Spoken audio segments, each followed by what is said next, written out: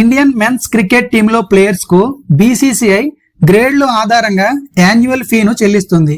A+, A, B, C 4 గ్రేడ్లుగా players ను వాళ్ళ పెర్ఫార్మెన్స్ అండ్ వాళ్ళు ఆడే ఫార్మాట్లను దృష్టిలో పెట్టుకుని 4 సెంట్రల్ కాంట్రాక్ట్ గ్రేడ్స్ గా డివైడ్ చేస్తుంది. గ్రేడ్ A+ వాళ్ళకి సంవత్సరానికి 7 కోట్లు ఇస్తుంది. ఆల్ ఫార్మాట్ ప్లేయర్స్ ఇందులోకి వస్తారు.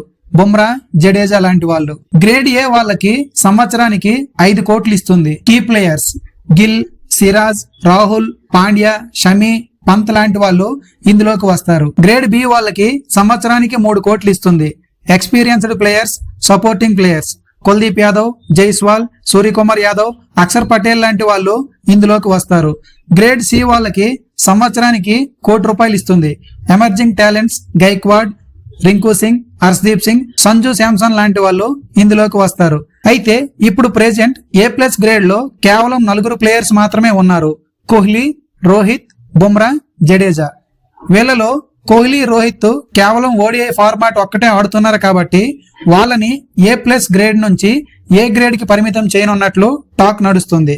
అలాగే ఆల్ ఫార్మాట్స్ ఆడుతున్న గిల్ కు A+ గ్రేడ్ ప్రమోషన్ ఇస్తూ సెంట్రల్ కాంట్రాక్ట్ గ్రేడ్ ను A+ కు అప్గ్రేడ్ చేయనున్నారు.